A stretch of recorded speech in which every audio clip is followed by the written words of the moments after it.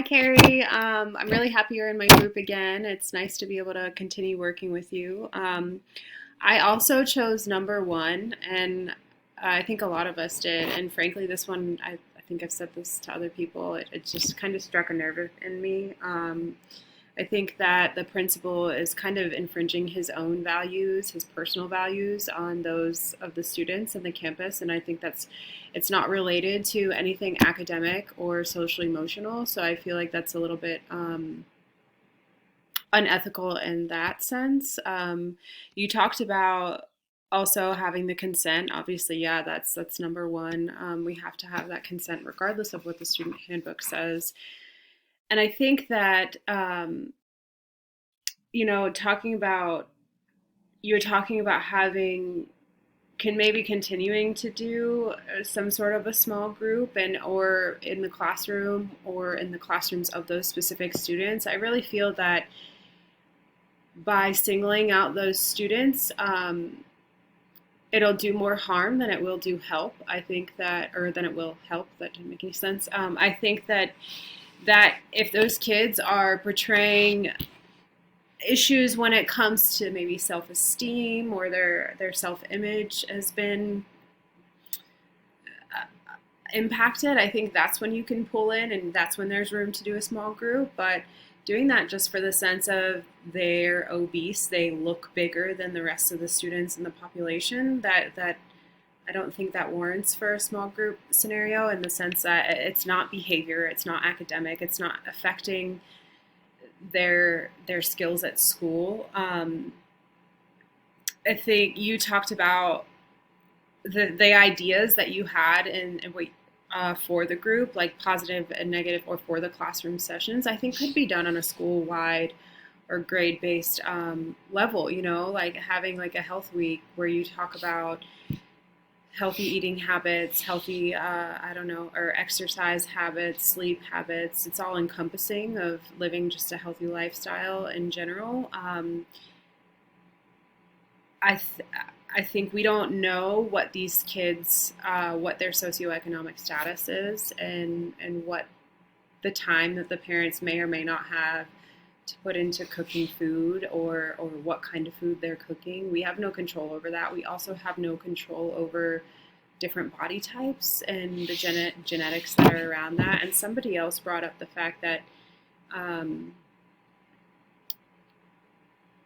lost my train of thought. She brought up the fact that what warrants healthy, right? Like just because somebody is fit and small and skinny and maybe fits into a certain size pants doesn't necessarily mean that they're healthy. And I think as educators, we want to promote health, not being thin. And I think you talked about collaborating with like the teachers and a nutrition department and the PE department, and I think that's a really great idea. And maybe creating some sort of an entire health week or health workshop where you can do classroom guidance lessons on that, opposed to small group lessons. And then, my headphones just fell out.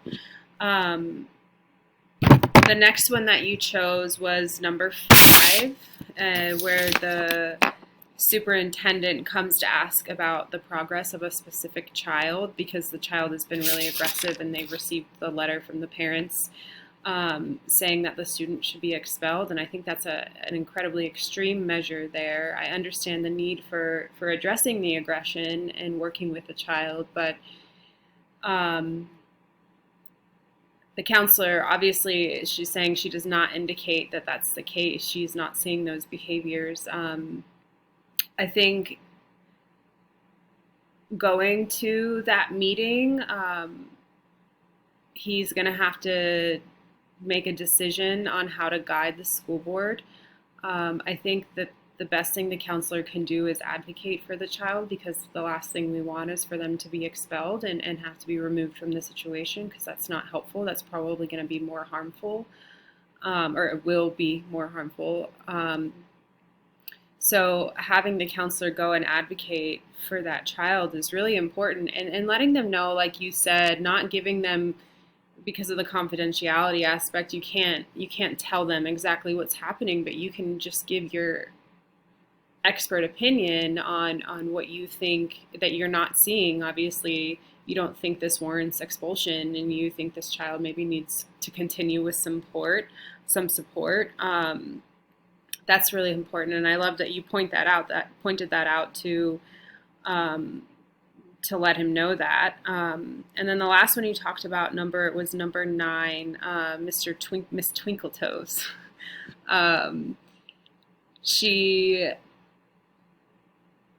advised the school counselor to work with a group of kids who were having a hard time getting along. Your main dilemma here that you talked about was parent consent and confidentiality. Yeah, parent consent, of course, letting them know. I think like this idea of working with a group of kids who are having some issues with that is important, and it is helpful. It is obviously affecting their social emotional aspect, or their social emotional health, which contributes or plays along into the role of school in their academics. And so working with them on social skills and figuring out why they're having problems making friends and getting along with peers would be really helpful and supportive to the kids.